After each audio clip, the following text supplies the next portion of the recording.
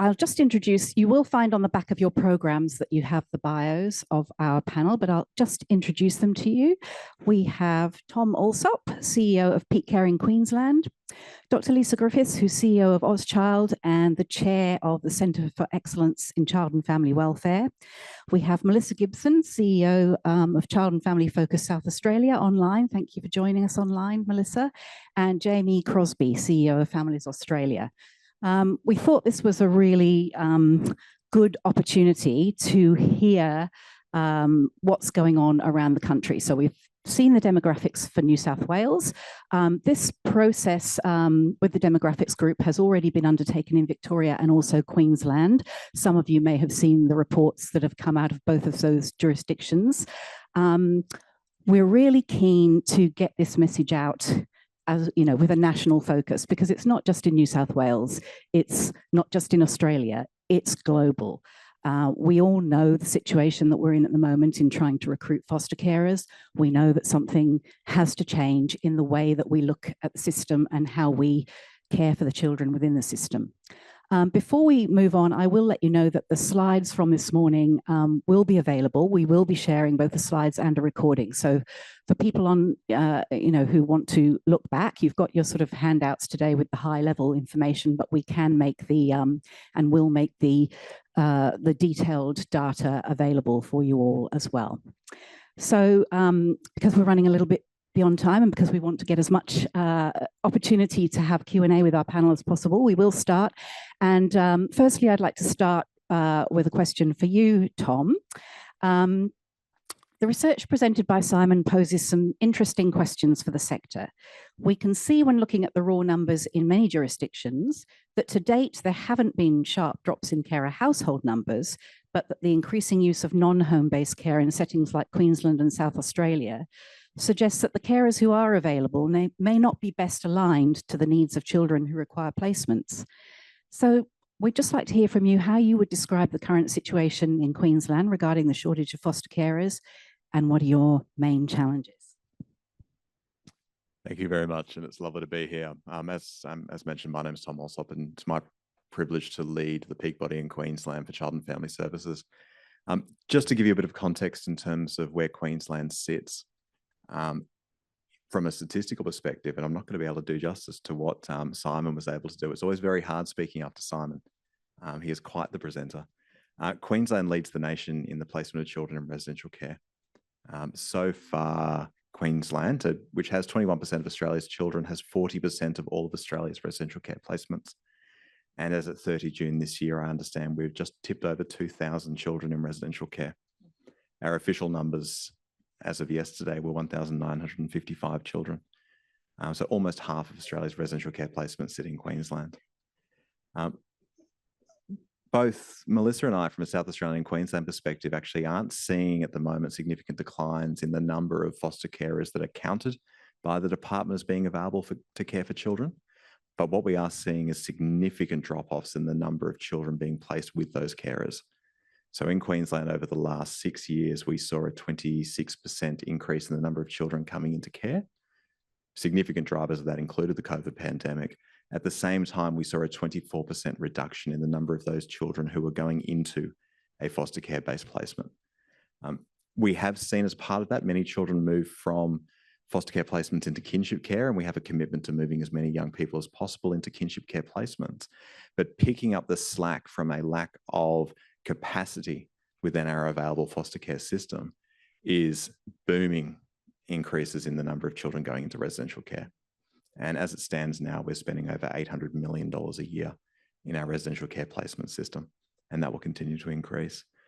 The thing that really stands out for me, and everything that Simon spoke to reflects the Queensland experience, and we have recently released a report with Simon and his team, building on the work that was done in Victoria as well, is the cost of living crisis, the lack of available housing, the workforce pressures, and the need for families to return to work sooner to pay for increasing cost of living means that we just have less capacity within our existing carer cohorts.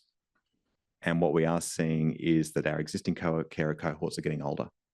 So when we look at the number of carers and the proportion of our carers, they sit at that rate where they're now supporting their own aging parents, so that their capacity to be able to provide volunteer care is reduced because they're also doing that because their parents aren't able to get access into our aged care systems.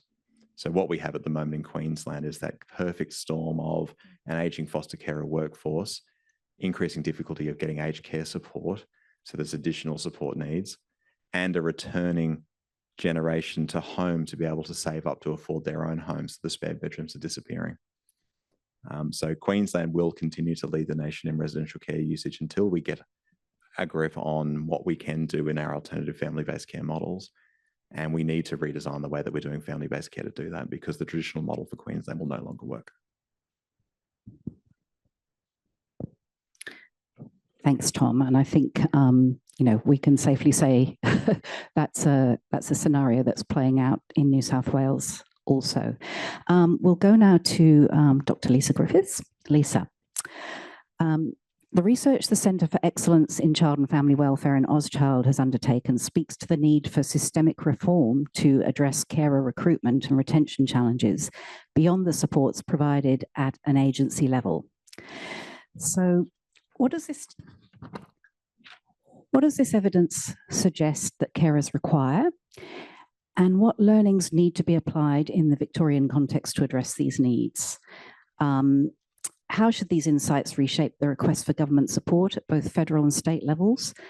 And in what ways do these insights influence the specific needs and priorities for government assistance in fostering a diverse and a sustainable, importantly, pool of carers? Thanks, Sharon. It's lovely to be with everyone today and my esteemed colleagues and on beautiful Gadigal land. I'm just in the Gen X cohort, so have the triple whammy going on, but very pragmatic, which is why my response to this problem has always been an evidence-based one. And it's fantastic that we've all across the nation kind of come together and utilize the work of the demographics group to understand the problem that we were facing into from a different perspective. But from a Victorian perspective, since the pandemic lifted, I mean, we've seen for a while that numbers were dwindling quite a bit for anyone that pays attention to the ARHW data. But it really kind of picked up pace when the pandemic lifted. And our Foster Care Association of Victoria just put out its carer census. And we had a 5% drop in foster care households, which really starts to play now into retention, because this is the other part of the equation, right? So we've got a certain number of carers that we have, and we are really starting to struggle. In fact, we're tanking in Victoria around the retention. I'll give you some sort of views in a minute why I think that's happening. In addition to that, we saw an 18% decrease in new accreditation, so attraction's becoming more and more problematic. And as Simon said, there's no point hiring a new marketing manager. It's really not the campaigns that are going to cut it anymore. And of course, we are all in a very competitive environment, so we're actually competing with one another for a very finite pool of carers too. But we only actually accredited 252 new households. And we're in New South Wales, a slightly bigger population, but that's not very many, considering we lost 370. So we have a real problem with keeping carers kind of in the workplace. We did commission another piece of research. We worked with Behaviour Works. People might be familiar with that. It's a behaviour change unit that sits in Monash University, and they kind of looked at the consumer psychology lens.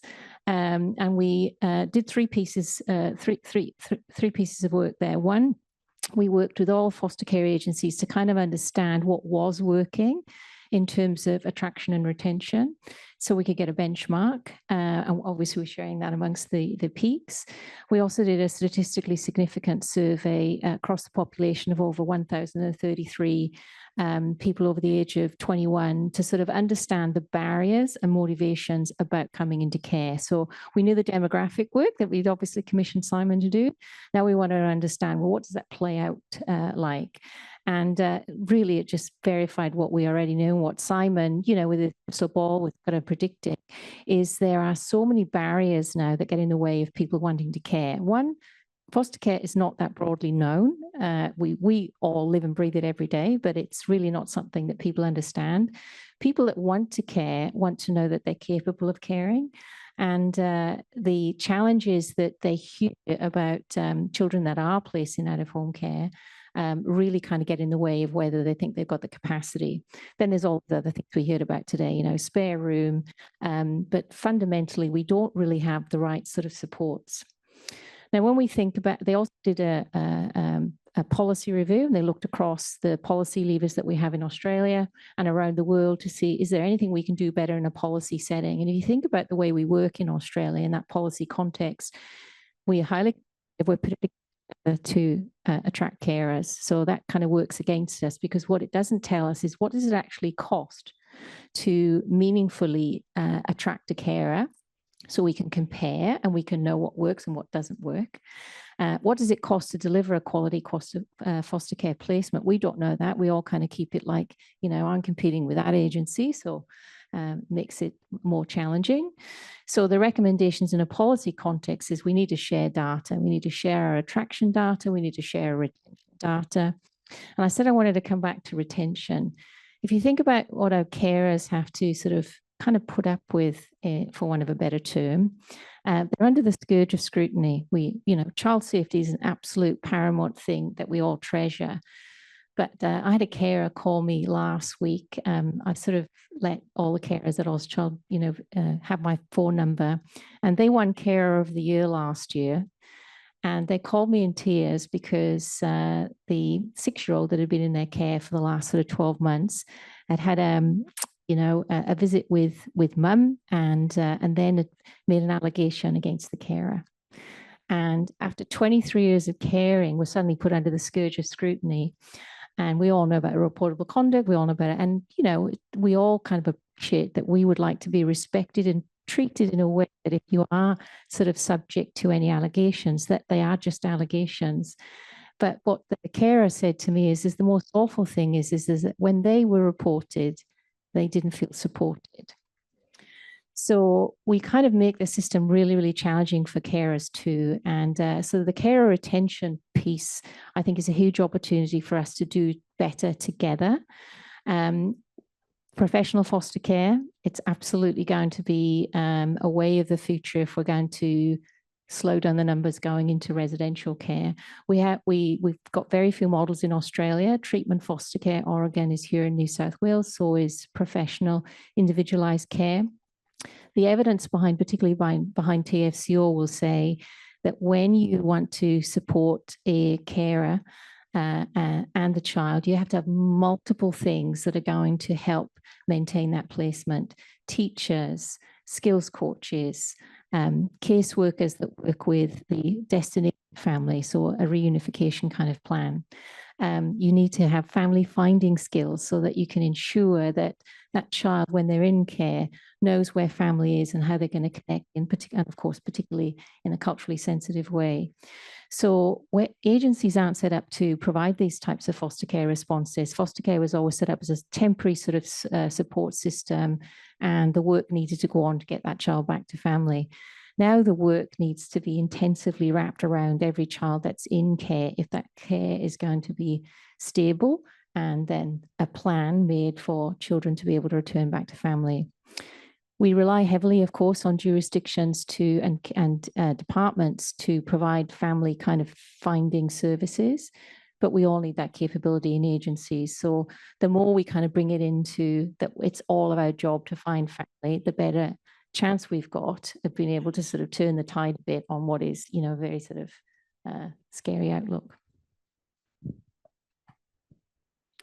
Thanks, Lisa. And just for a little bit of context in terms of New South Wales, I think you'll find in the highlights package that we put together just around foster carer numbers in New South Wales, we did have a little bit of a look at the carer register data, and we're continuing to look at that. And you can see that over the last 5 years, it's been something like a 14.9% drop in authorised carers. There's been a 9.7% drop in applications.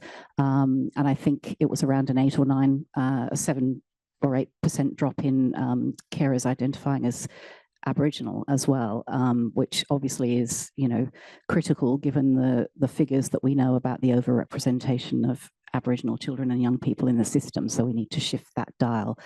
And what you say about, what we're asking of carers is, really critical piece, that we're asking them to do an awful lot of very complex work, and they often feel increasingly unsupported. And we can see that playing out just in if you're looking in at any carer conversations on, LinkedIn or wherever you might be looking, whatever your sources are, you can see that carers are feeling, quite unsupported by the system. And reportable conduct is a big issue, particularly through that process, because it can take a really long time to actually get a resolution. And so supporting them through that process when it occurs is really critical, I think. So thank you for raising that. We'll go now to Melissa online in South Australia. So Melissa, as South Australia moves towards elevating the use of kinship care, transitioning to and empowering ACCOs and responding to the Holding On to Our Future inquiry report recommendations, what do you see as key considerations for the future of foster care to support these important reforms? Hopefully we can hear you as well as see you. Thanks, Sharon. Does this sound okay? Yes. Perfect. Great. Okay, thanks so much. Hi, everybody. Melissa, coming to you today from Ghana land that was never ceded. And just acknowledging elders past, present and emerging on my land and on the Gadigal land, gorgeous Gadigal land you're meeting on. It's great to be with you today. Fantastic to hear my colleagues. Sorry I can't be in the room with you. And I guess I'd venture to say pretty much everything that's been talked about is what we're experiencing in South Australia, but because we're generally older and poorer over here, we're either matching your problems or sneaking up very quickly. As Tom said, we're heading towards the worst record in residential care. Just some very quick figures for you. We've got a bit over 4,800 kids in care, and it's risen every year on year since 2019, when it was just under 4,000.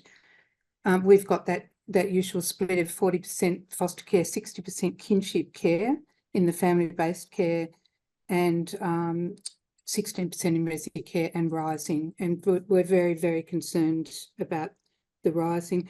We don't formally know how many carers we've got. What we understand is that it's around 17,000 kinship carer households and 1,000 foster carer households, but South Australia don't have those figures, or we don't have access to those figures. But we are worried about the rising kids in care, but the number of kids in foster care are incrementally falling as resi care rises. And very briefly, support for these kids in family-based care is provided by 10 non-govies across metropolitan and regional areas with a blend of ACCOs and non-Aboriginal organisations. So look, I just want to give you some very fast facts, and then I'll go to what we're doing, what we're planning to do here. Just in terms of the launch of the report by the Commissioner for Aboriginal Children and Young People a couple of months ago, really, really important findings. I'll make the links available to you, Sharon, if you want to put those links into the slides that you're sending out. And again, just acknowledging as well that we've got our new peak agency for Aboriginal kids and young people. Wakwakana Kanyeni is going to be up and running very soon. The CEO has been appointed but not yet announced. So obviously this will be, I'm not speaking on behalf of the Aboriginal community, but I did want to highlight issues and concerns there in the absence of the peak CEO, who hopefully will be at our next gathering to speak with us. But the findings from that report was that 1 in 10 kids in Aboriginal kids in South Australia are in state care, and if nothing changes, 140 in every 1,000 Aboriginal kids will be in 140 in every 1,000 Aboriginal kids will be in state care by 2031. They constitute 5.5% of the population of under 18-year-olds, but they're 37.4% of all kids in out-of-home care. I could go on, and I know these are stats that are similar in your own jurisdictions, but they're of such great concern. It's what I wanted to talk with you about today. So it's 116% increase in Aboriginal kids in care in the last 10 years, and we have the second highest rate of long-term guardianship orders. So where's South Australia up to at the moment? We've had two major reports into out-of-home care and family-based care in particular. We had the ARNI review. Some of you may have heard of that. That came down a couple of years ago now. And I'll speak very briefly to the recommendations there because they do actually have some standing really in the issues that have been brought up in Holding On to Our Future, which is the report by the Aboriginal Commissioner. So the major findings in the major recommendations in the ARNI review are reform of care concerns. We just heard Lisa talking about that. Major issue for foster carers in South Australia, and particularly for Aboriginal carers, for all of the reasons that we can imagine. Allegations are very, very difficult. People, anecdotally, people have talked to me about experiencing racism in the investigation of those concerns and an inability to understand context when those concerns are made. There was a recommendation to abolish the, we had a deficit in care grounds in South Australia. There was a recommendation to abolish that, which has now happened, and a further recommendation to make sure that care concerns are investigated in the same way that concerns brought by the general members of the population is the way that's investigated. There was a higher standard of investigation for foster carers and kinship carers was what was felt. And there's a really good consultative process underway in South Australia to address that. So we're really pleased about that. There was also a recommendation a formal body be established, the Carer Council, which reports to the Minister and contributes to design, policy and practice and legislative reform. That's been established, and there are Aboriginal carers on that panel, which is a really important precedent, really. They're also looking at our statement of commitment, which is the agreement between non-government agencies, the Department of Child Protection, our peak agency, Foster and Kinship Care, about the services and responses that we will give to carers. And we're just looking at that now. But a specific question that's been asked of that is extra resourcing to try and help DCP in particular officers understand and remember undertakings that we've given about the way we'll treat carers. There was also a recommendation in ARNI to expand the number of principal Aboriginal consultants in DCP and expand the number of ACOs leading family group conferencing programs. Neither of those recommendations have been addressed as yet. And finally, very importantly, we're looking at that ARNI asked that the rights of children and young people, including their rights to services and supports, be enshrined in the new legislation that we're avidly awaiting. Our legislation was reviewed again a couple of years ago.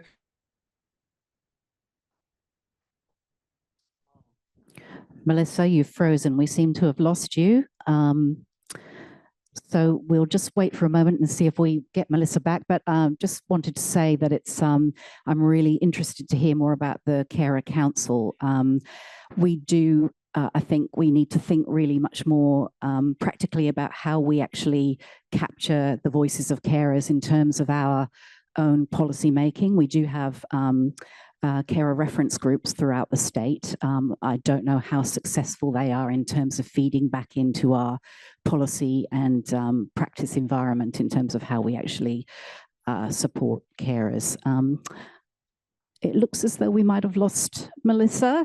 So sorry about that. You know, best will in the world. The tech, I was just thinking, actually, I'm so pleased the tech is working today. It's just great that we've got Melissa here up on screen and we can all see and hear her. And then, you know, I jinxed it, so sorry about that, but we will move on.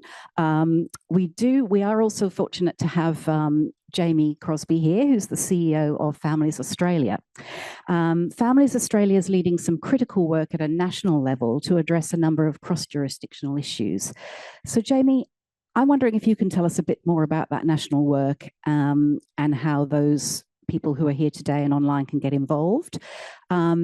what kind of legislative or policy measures could be implemented federally that will have the greatest impact at a state level to alleviate the foster carer shortage?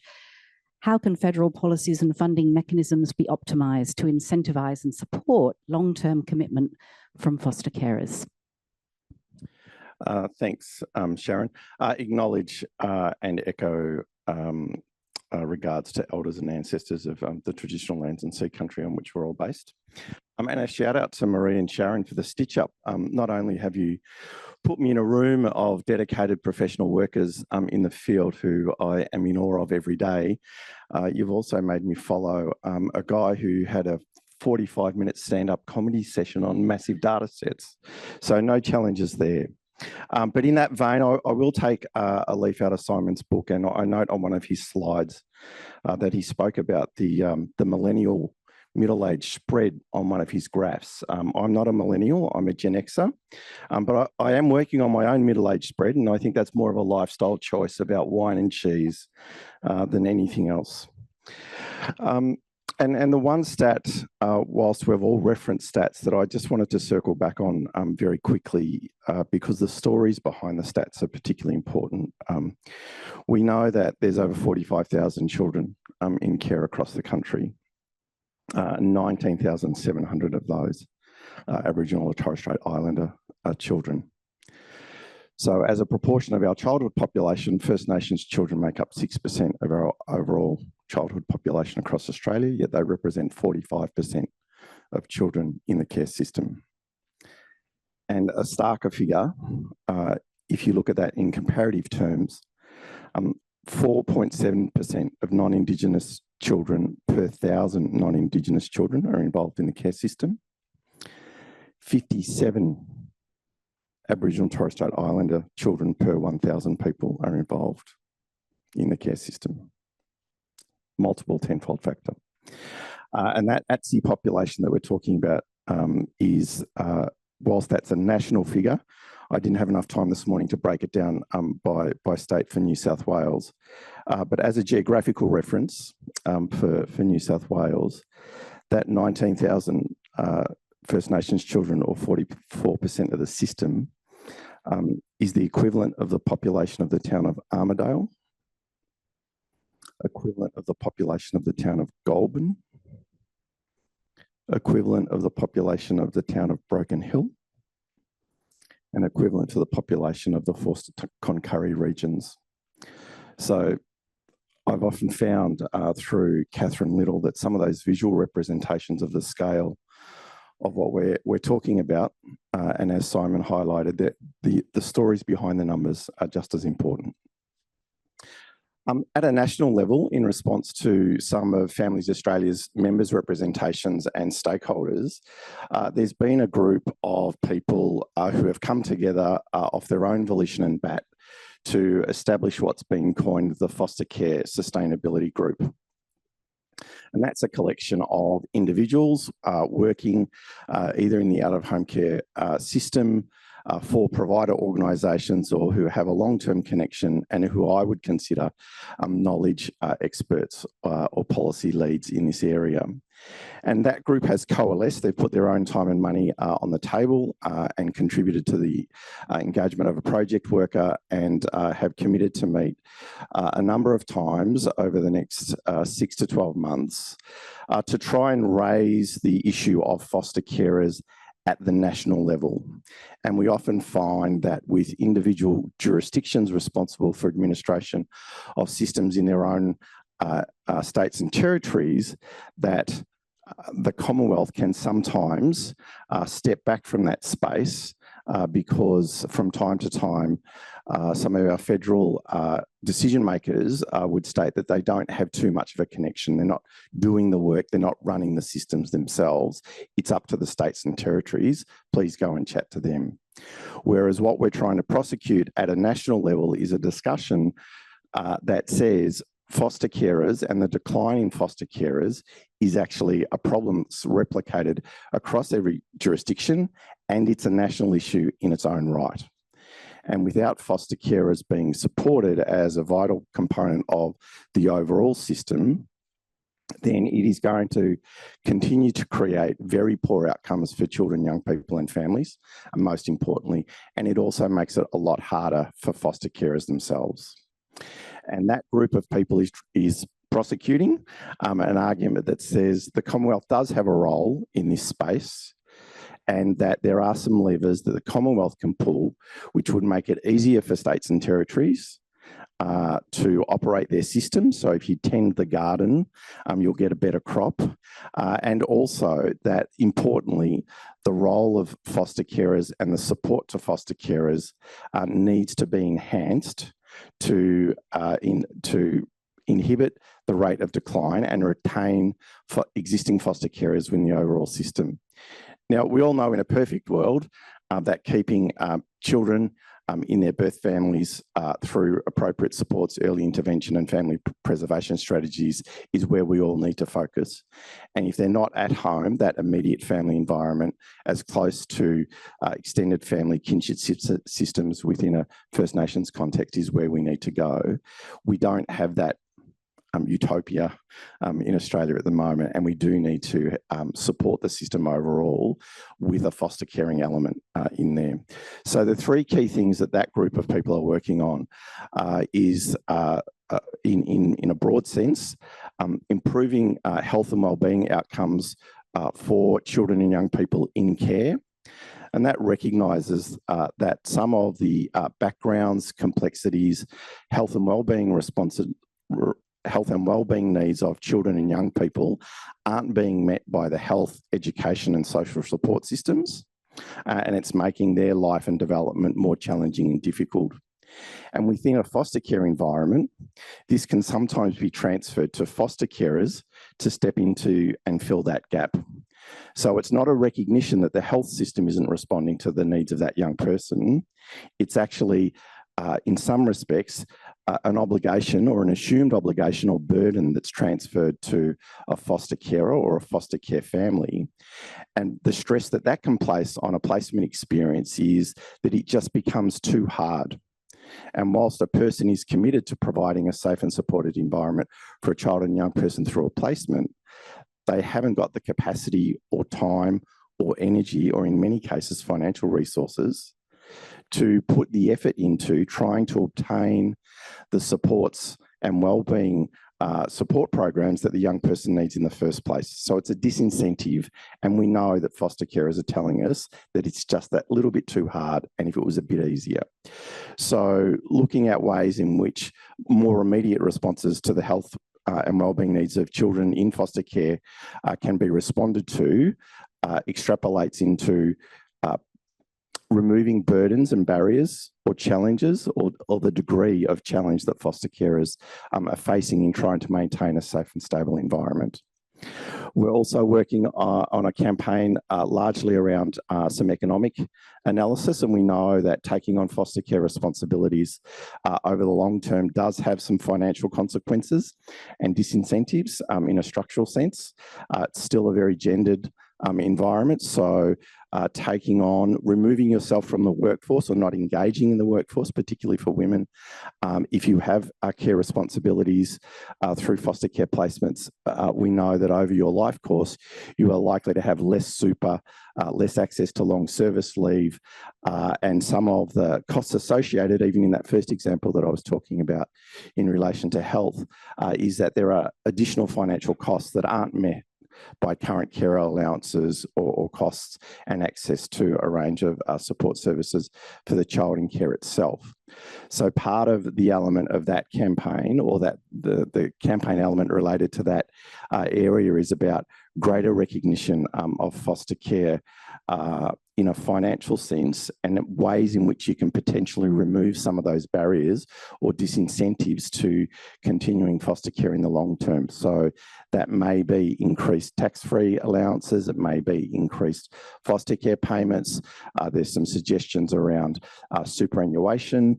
One of the I think there's individually, I think it's probably a little bit harder to obtain in the longer term, but there's been a couple of suggestions about long service leave for carers, and that the Commonwealth might be able to fund a pool that if someone was a long-term carer and their agency nominated them, they might be able to get a small incentive or a recognition out of a Commonwealth-funded pool for their long-term dedication to the system. And whilst that's a little bit out there on the end, it is really about saying, how do we support carers and caring families in a better financial sense so that there is less stress, greater incentive to become and remain a foster carer in the longer term? And some of that foster carers are saying, it's just making it that little bit easier. I know that this is a commitment me and my family are making, and I'm prepared to do it, but I can't get that far along the line. And the third element of the campaign is recognising the status of foster carers in and of themselves, and looking at ways in which foster carers are recognised for the contributing parenting role that they are playing when they have children and young people in their care during placement. And in a range of federal government legislative and administrative guidelines, supports provided to parents and those providing parenting-like supports to children and young people, there's often a series of definitions of qualifying groups. And what we know is that foster carers themselves often aren't included in those administrative definitions. So you might be able to go to your employer and seek leave at time of adoption. So you're entitled industrially to take some time off to settle and embed an adopted child into your family and go back to your job later on. In many instances, foster care isn't in that group of definitional classifications. So having foster care recognised within some of those industrial instruments and national employment standards, for example, at least creates an opportunity for people in the workforce who may be seeking or considering taking on foster care, that little bit of extra support or safety net, knowing that they can go and have an easier conversation with their employer, or they would be entitled to take a small amount of time off and return to their employer with job security. Now, we're appreciating that example, we're talking about people in paid employment, and there would also be other mechanisms that we would need to consider for foster carers who are not in paid employment and maybe on government supported benefits. So we're working on that. So hopefully we can execute that campaign and get a little bit of attraction and buy-in from the Commonwealth to say, you could do these small things in the grander scheme of things that would vastly change the status experience of foster carers and make it a little bit easier for the state and territory systems to be administered. And that's a really good thing for children and young people, their development in the first instance, but it's also better for the Commonwealth as well. Because over that child's life course, if they have that strong family connection, a sense of love, and are well adjusted as they enter into, as they exit out of the care system or enter into adulthood, they're going to be a much more productive and contributing member of our community in the longer run than someone who might need to rely on government benefit and intervention through their life course. Thanks, Jamie. It's incredible. I think all of those things that we're looking to bring a bit of a national focus to and advocate for. Can I just ask, does that are kinship carers included in that sort of cohort? Are we?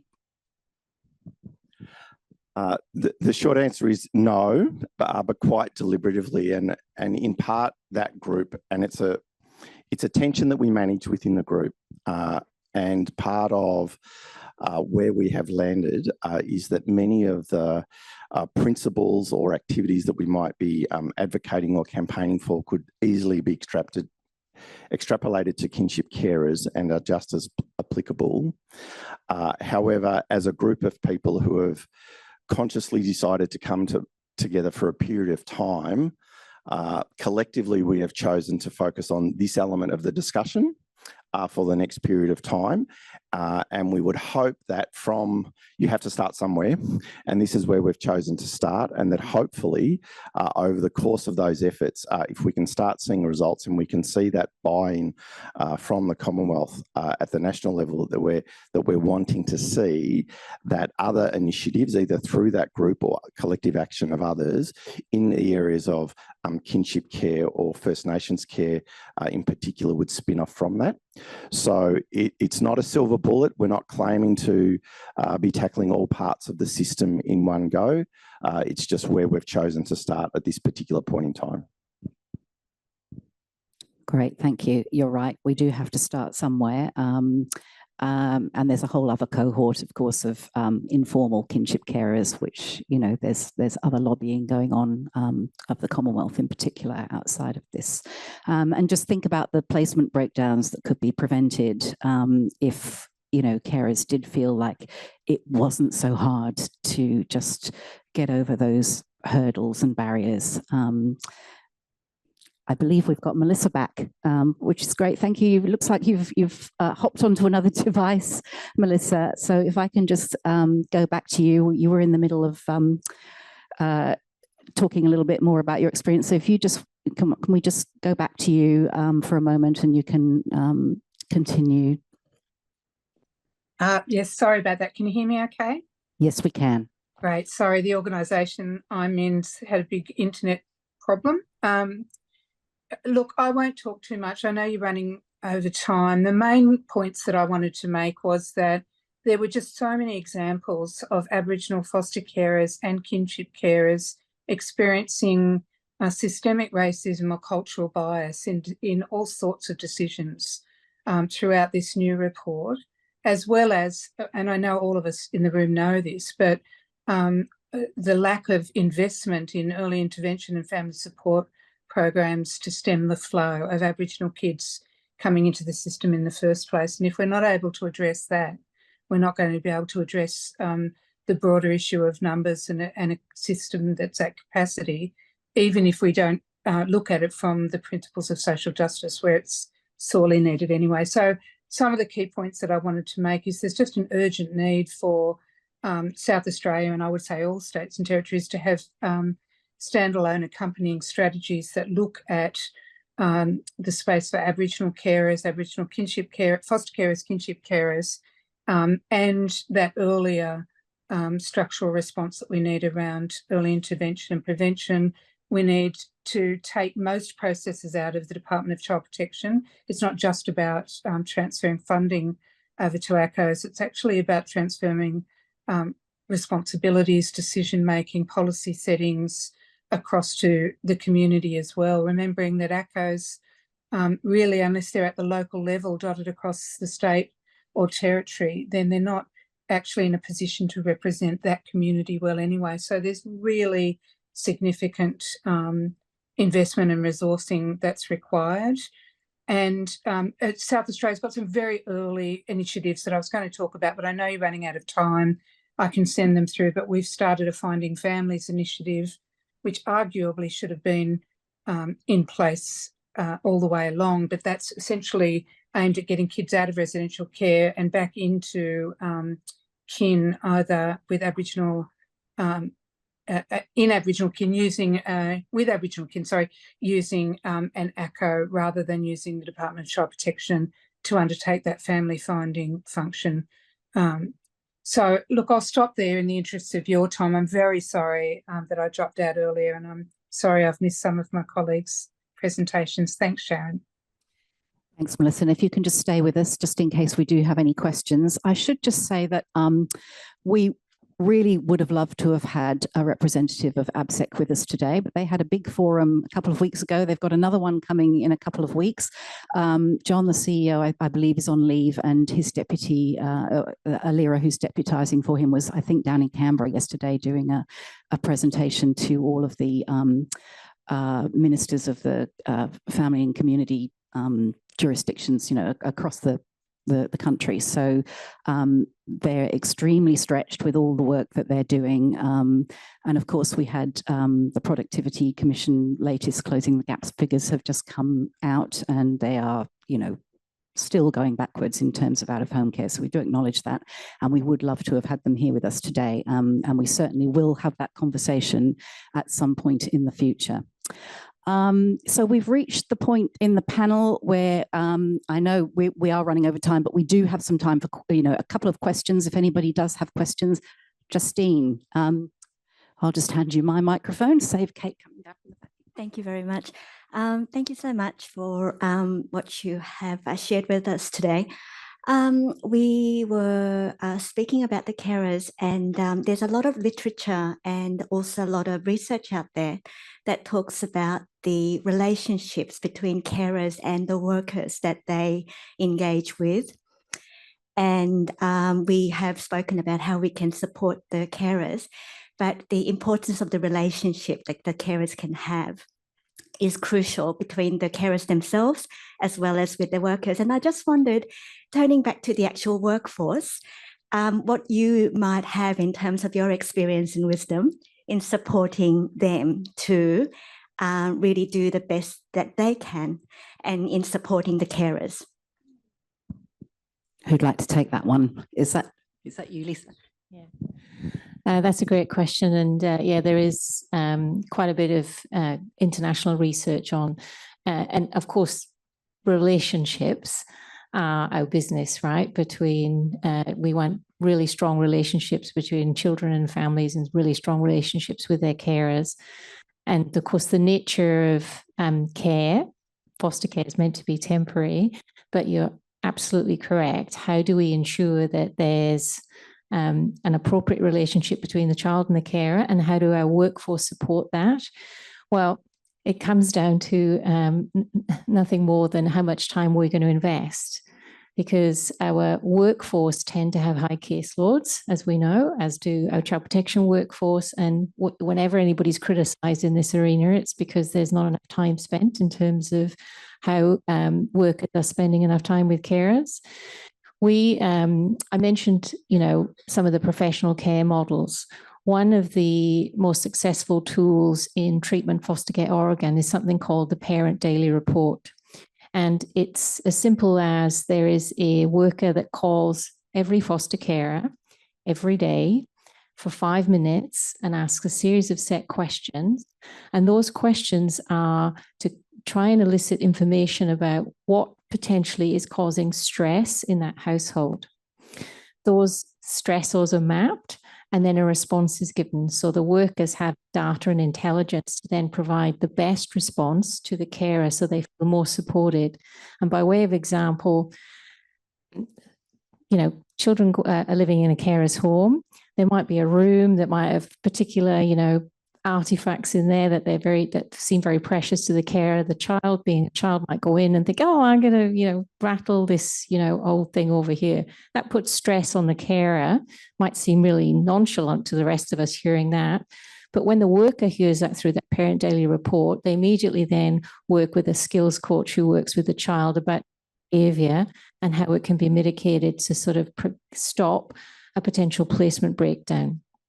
So these sort of predictive modeling tools, are available. They're well evidenced. They're well presented in the literature, but we haven't brought them into modern day kind of carer models. We still very much rely on a worker's own experience and what they think that they can do to help, secure that relationship between the carer and the child.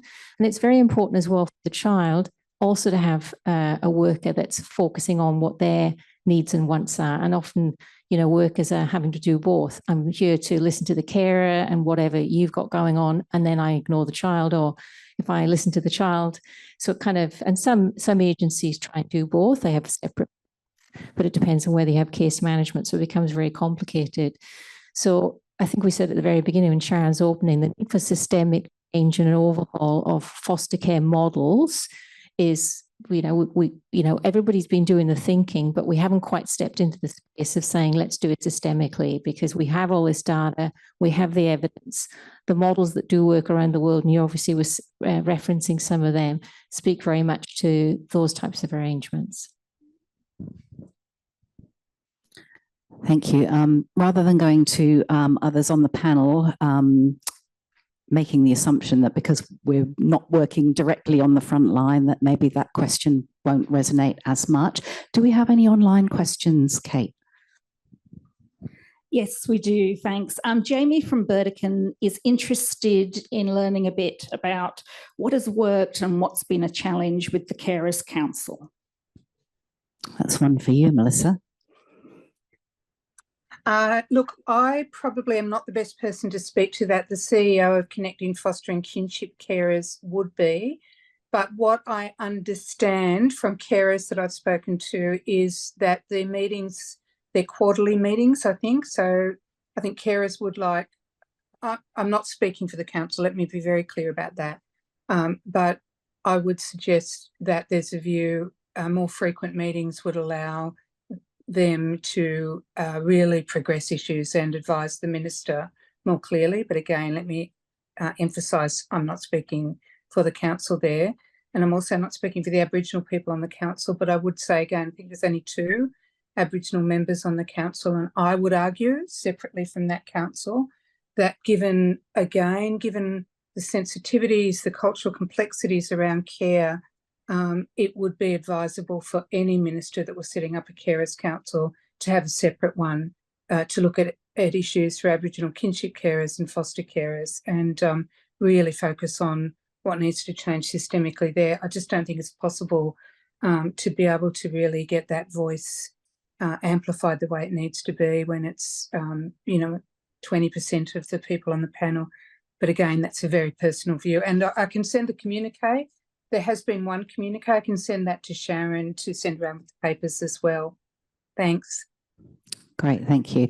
I can see Marie has just entered the room. We're running a little bit behind time here, but hopefully there'll still be lunch for everyone.